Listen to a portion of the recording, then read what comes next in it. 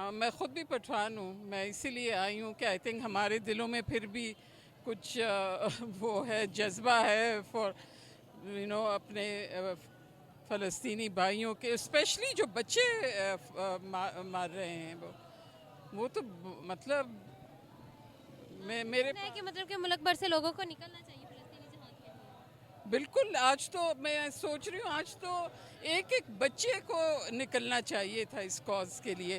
اب مگر آپ دیکھ رہے ہیں صرف ہمارے پشتون بھائی نکلے ہیں. میں ہر مشکل میں ہمارے پشتون بھائی نکلتے ہیں. آپ کوئی عوام کو میسج دینا چاہیں فلسطینیوں کے بارے میں؟ پلیز نکلیں اپنے. اگر آج ہم ان کے لیے نہیں نکلیں گے کل ہمارے لیے کوئی نہیں نکلے گا.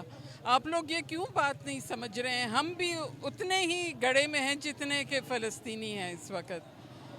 تو میں یہی کہہ سکتی درگاہ کے سرپرست بابا یاسین ان سے پوچھتے ہیں کہ فلسطین کے بارے میں وہ کیا کہنا چاہتے ہیں.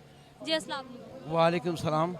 بابا جی آپ یہ مومن لوئی درگاہ کے جو باہر سرپرست ہیں آپ باہر نکلے ہوئے ہیں تو آپ فلسطینیوں کے لیے کیا میسج بھیجتے ہیں؟ ہم آپ کی بڑی مہربانی کہ آپ لوگوں نے ٹائم نکالا ہے. ہم فلسطینیوں کے ساتھ شانہ بشانہ کھڑے ہیں اور انشاءاللہ کھڑے رہیں گے.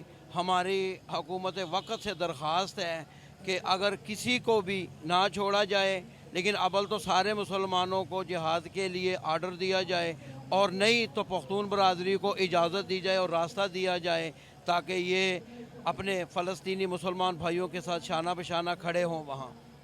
تو یہ بارڈر پار کر کے فلسطینی جو آئے ہوئے ہیں یہاں پہ ہیلپ کے لیے تو کیا حکومت اجازت دے گی انہیں جہاد کی؟ دیکھیں جی ہمارا تو یہی مطالبہ ہے. ہم آئے ہیں نکلے ہیں اور انشاءاللہ کفن سروں پر باندھ کر نکلے ہیں. دیکھیں ایمان کا اتنا جذبہ ہے جیسے امریکہ آیا تھا افغانستان میں. افغانستان والوں کے پاس تو کچھ بھی نہیں تھا, صرف پتھر ہی تھے, لیکن ایک چیز ان کے پاس تھی کہ لا الہ الا اللہ محمد رسول اللہ.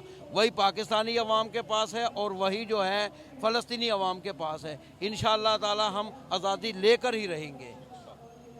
تو آپ آخر میں عوام کو کوئی میسج دینا چاہیں گے مسلمانوں کو پاکستانیوں کو؟ میں پاکستانی عوام کو تو چھوڑیں, ساری دنیا کے مسلمانوں کو جنہوں نے بھی کلمہ لا الہ الا اللہ پڑھا ہے ان سے یہی ریکویسٹ کرتا ہوں اور اپیل کرتا ہوں کہ خدارا جہاں جس ملک میں بھی ہیں جتنا بھی ہو سکے فلسطین کے لیے اگر اجازت نہیں ملتی تو آواز اٹھائیں. جیسے ابراہیم علیہ السلام کو آگ میں پھینکا گیا تھا تو چھوٹا سا پرندہ آیا منہ میں پانی لے کر, تو کسی نے پوچھا کہ یہ کیوں, آپ تو اتنے سے پانی میں اتنی بڑی آگ نہیں بجھا. تو اس نے کہا میں اللہ تعالیٰ کی عدالت میں یہی کہوں گی کہ یا اللہ میرا اتنا ہی بس تھا,